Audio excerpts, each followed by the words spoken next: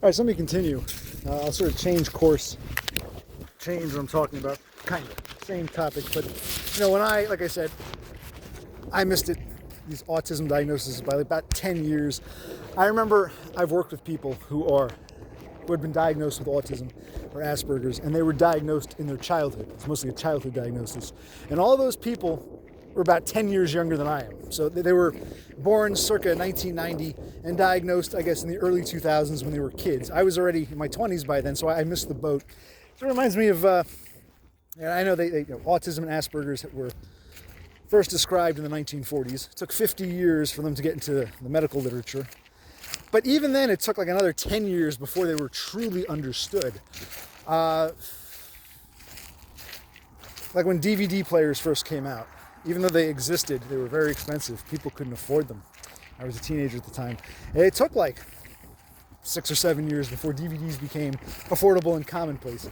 Same thing, just because autism was finally recognized, most people still don't know about it. It took, like I said, by the time it was recognized, I was in my 20s. So I missed the whole, by about 10 years, I missed the whole being diagnosed in childhood.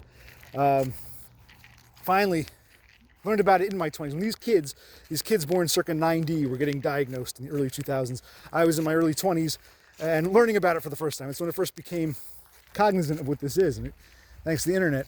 But see, I don't know. Hey, it's geared for kids. So even if you become an adult while you were diagnosed as a child, we believe it more. Trying to, in my 40s, finally getting a diagnosis, trying to go with that. But I remember when I was a boy, you'd hear things like, what do you want to be when you grow up? Some people would say, I want to be a race car driver, or astronaut, or fireman, or some stupid shit like that. And when they got to be teenagers, they'd start, I guess, having mentors, maybe their parents or their uncle or someone. They seemed to know what they wanted to do. I never had anybody that I looked up to and said, yeah, that's what I want. That's what I want to be. I never felt any connection with people. Which is why it was amazing when, how old was I? What year was it? A few years back. Was I still late 30s, 38, 39 years old? I went onto YouTube, and I was thinking about that dude up in Maine who lived in the woods. And he lived in the woods for like 30 years. I think there's more to that story. I think he would go home sometimes, the family would help him out. But I was thinking about him, so I looked him up, and I came across a video. The video was it was a documentary video, short, like 10-minute documentary. After the guy in Maine was apprehended after 30 some odd years of breaking into these campsites and whatever. Warning, deer hunting, warning. September to February 20th. No, deer hunting season's over now. I was watching this mini documentary, and then in YouTube, there were suggestions for other videos. There was a video for someone who had done, I guess you would call it a response video to that. So you had the original mini documentary about the guy in Maine after he'd been caught, and you had somebody watching it and giving their reactions. So I clicked on it. I said, what the hell, I'm going to click on this. I'm not really into reaction videos, but I said, what the hell? So I clicked on it, and the dude's talking about it, and he's critiquing the people in the documentary who mocked the socially inept weirdo. And the guy who made this video was talking about, oh yeah, this, because he's this ugly loser guy, he's being treated like worse than Satan.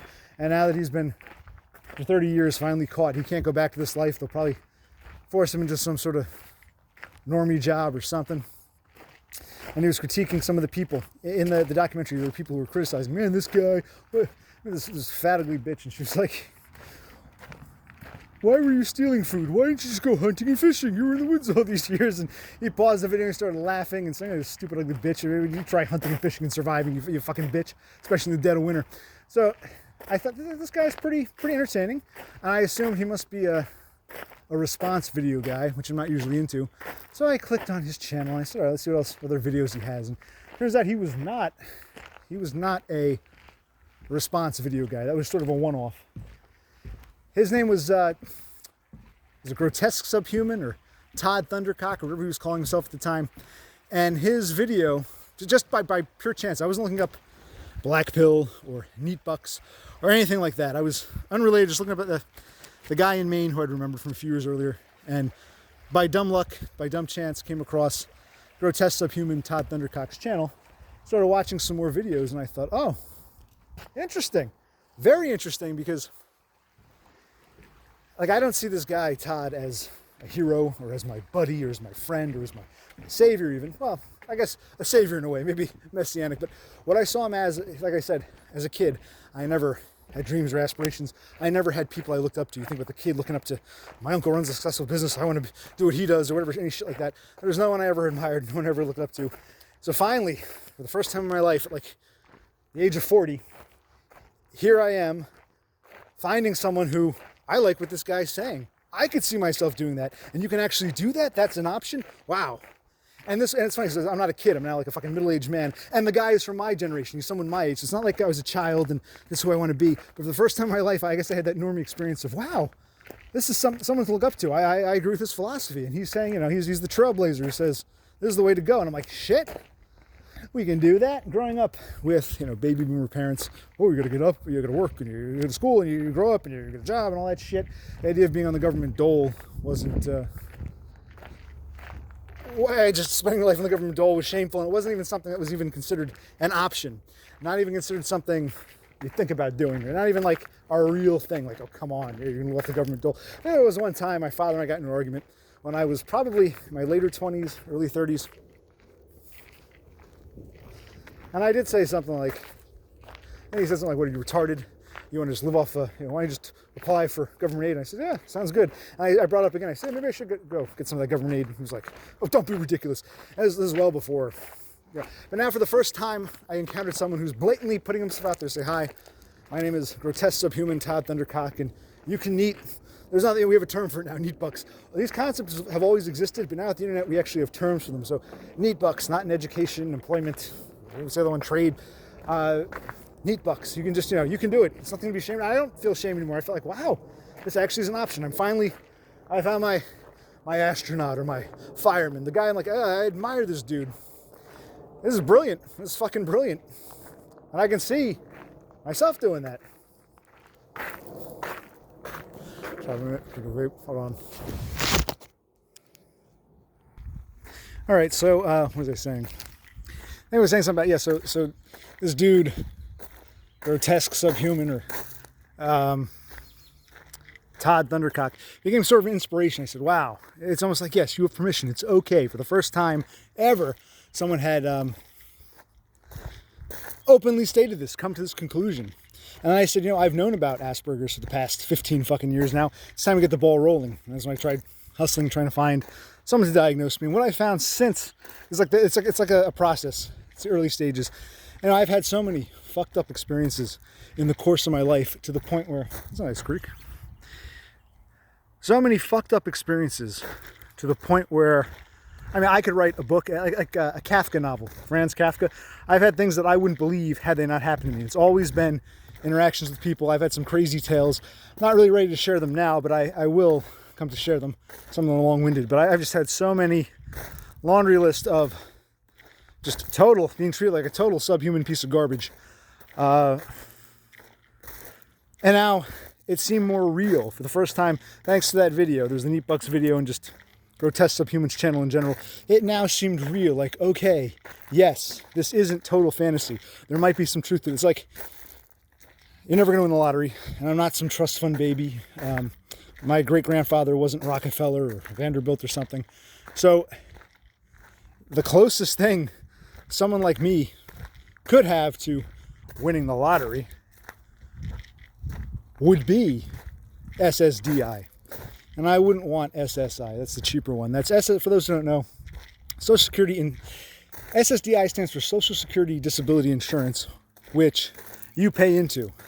The amount you get is based on a formula, how many jobs you've had, how much you've earned over the course of your life. SSI, I forget what it stands for, Supplemental Social Insurance or something like that. That's a flat rate. It's usually less than $1,000. It varies state to state. And that's what you get if you've never worked, you're retarded, or since childhood you were fucked up. It says any disability, or you're crippled. SSI has its limitations. The cheaper one, SSI, not only do they not pay much, but you can only have X amount in your bank account at the end of each month, etc., etc. Whereas SSDI doesn't matter. It's almost like, okay, it's the same as SSDI is effectively being retired before retirement age. Doesn't matter how much money you have in your account. Who gives a shit? So if they deposit the check and I don't need to spend it all, I don't have to worry about emptying my bank account for the next month. And they don't care about your assets. And I've paid into it. And I did ask Grotesque Subhuman once. I used to post his email. I sent him an email and I said, listen, you say you've worked for, 15 years or so, maybe longer. Why is it then that you don't have SSDI? And he didn't seem to know, didn't seem to want to even think about it further than he had to.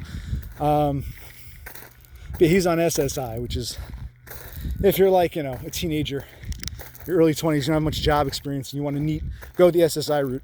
If you're middle-aged and you've paid into it, SSDI. But it's very hard to prove, to prove disability. So maybe SSI is actually easier to get, even though it's shittier. Maybe it's the easier one. So that's ultimately the next process, the next goal. Like I said, there are things, by the way, what is it called? SGA, substantial gainful activity. I might be getting the terms wrong. This is impromptu, just my own little research. If you're on one of these disability things and you want to go back to work and you earn too much for X amount of months, 30 months, doesn't have to be consecutive, you get kicked off. That's how a lot of people did the back to work program. You gotta find out, and there's a number, what's it called? There's a number that triggers an SGA period. There's a certain amount you got to keep it below. So I don't like wage slaving, but I wouldn't be opposed to working bare minimum, 2-3 days a week, minimum wage, pittance, make less than $1,000 a month just as augmentary money, as long as I go nowhere near that trigger mark. What's it called? There's a name for it. I just know it. The SGA, but there's that number that triggers the SGA. So I wouldn't want to be anywhere near that. That would only be if I need extra monies, because I don't have, tens of thousands of dollars in a shoebox. I don't have that luxury. It's not that I want to work. It's like, okay, if I can work the bare minimum just to supplement, but I always have that safety net. Like I told my old Jew psychologist, you can go up in the trapeze, you have a safety net. They're not mutually exclusive. You can be on disability, but still try to, quote unquote, improve my Asperger's or autism. It's not one or the other. It could be both. I want my safety net, and if I got to wage slave the bare minimum, then it wouldn't matter, because if I got fired or if I got sick of it, I can say, fuck this, I quit. It's just some shit job I don't really need. I can always get some other shit job when I feel like it, as long as I have that. The NEETbux coming in. The NEETbux, always there, always guaranteed. So I'd never want to work more than I had to. And this isn't just, I'm a lazy bum, I want to, stop a minute. I'm a lazy bum, I want to buck the system. And no. If I could have been a normie, I would have been a normie. I would never even be in this position. And I even said that to the shrink. I said, who do these programs exist for? Yes, there are people who abuse them. Sure, I'm not denying that. But it's like these things are actually designed for people like me. You've heard my whole story, my whole tale of, not my whole tale, but a lot of different tales of my life and things that have happened. It's not like everything's great, man. I got a good job, but I don't feel like working. Yeah, I got a girlfriend or a wife, but I don't feel like providing for her. Yeah, I got some kids, but I'm a lazy bum. No, I don't have any of those things. I could never have any of those things. And I can't even work a shitty minimum wage bullshit job without somebody or some buddies wanting to fuck with me. That's a topic for another video. So it's not like, I don't feel guilt. And I guess Grotesque Subhuman, Todd Thundercock, was the one who said it's okay. You don't have to feel guilty. Forget what your parents told you. If this sounds right to you, you know what I'm talking about. This isn't just, hey, let's cheat the system. If you can relate to me or that dude in the woods in Maine, if you can relate to any of this, then it's okay. It's not your fault. And it was finally refreshing to have it, because prior to him, there was no one. There was no poster child or whatever for the Subhuman Inkwell NEETbux. There was nothing. I mean, there was absolutely, not that I can think of. So I do want to,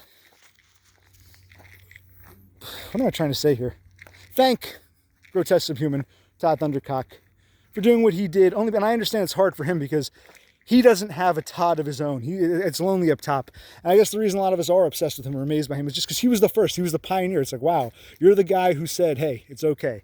I think that's why a lot of people, well, people seem to have, I don't understand some of these people like, hi, Todd, I'm in the UK. I'm only like 22 years old and I was diagnosed as a child and me mum took care of all that for me and I'm the NHS. It's like, okay, it's cool you see something in Todd, but what I see in Todd is different. Todd is, my age, my background, my part of the country, and it's like, okay, this is the man who said, yes, it's okay. I finally found like I said, my astronaut. That's why I just have respect for him, even though, I mean, he's kind of a dick, and what do you expect from people like us? I'm probably a dick too. It's not about, wow, Todd is great. Todd, let's play tennis. It's more like, thank you. Thank you for doing the world a service by providing this information. If I were diagnosed as a child and I was in some country that gave out generous NEETbux, I wouldn't even have any interest in, well, I don't think I would, maybe. Who knows, maybe it would be different. So what I get from someone like Grotesque Subhuman is apparently different from what others get from him, but I do thank him for that. All those videos. I hope he does an updated NEETbux video. Remember the original one was nuke. I'm sure someone has it archived somewhere, but it was that one video he's talking about, look, here's my letter from Social Security and you can do this and look, this is paid for, and the guy, it's like, yeah, not going to win the lottery, don't have a trust fund. This is probably the closest thing I can aspire to, because trying to do it the normie way gets me nowhere, gets me nothing. It hasn't my whole life. It's disastrous. So rather than buy lottery tickets and hope I magically win, this seems to be, I don't know,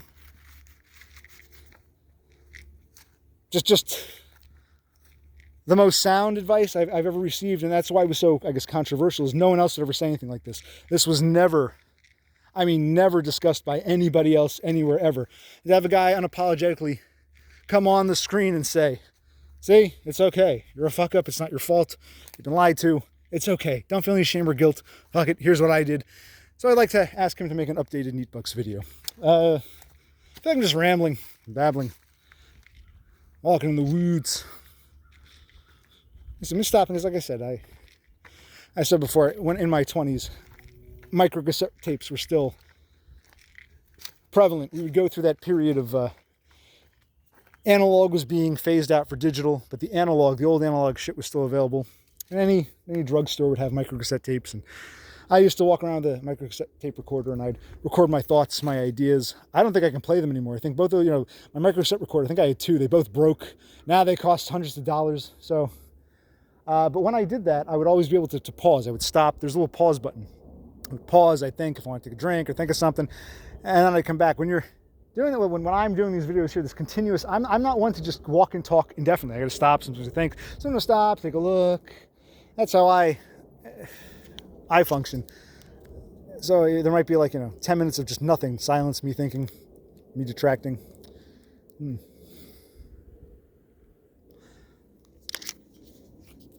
like I said, I don't want these videos to be super duper long, because honestly, who wants to sit through more than half an hour? Even half an hour is a bit much. Who wants to sit through me rambling about shit about me? If I had something, and I do have some stories I want to share, like I said, but for the time being, what I would say is, this is part of my own process, this YouTubing. I might not stick with it. It's just something that, I wouldn't call this a ravine, would you call this a gully?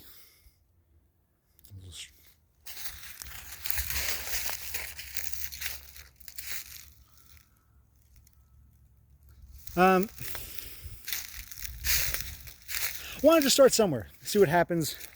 You can't know until you actually do. It would actually be better if I just recorded audio. Put up some picture or something, and did it that way. That way I can pause when I want and things make sense. But at the same time, just as, and this isn't just about Grotesque Subhuman in general. You're watching someone's video.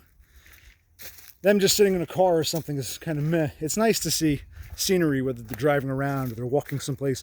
It's interesting to sort of go along with them. So I understand that aspect too. And it's still too early for the leaves to be in bloom, but it's a pleasant day, very pleasant. Winter is coming to an end.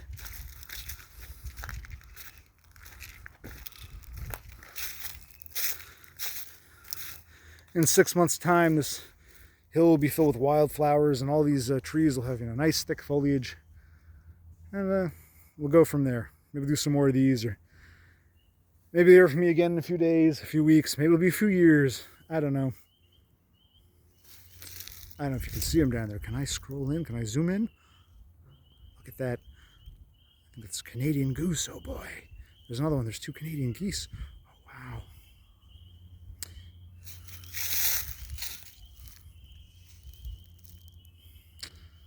Let's see what else.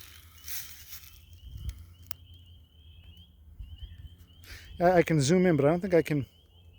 I don't think I can reverse. I can't switch to selfie mode while recording. So I'll stop it here, and I'll think of more things to talk about later. Let's see how this turns out. I think over 20 minutes is long enough.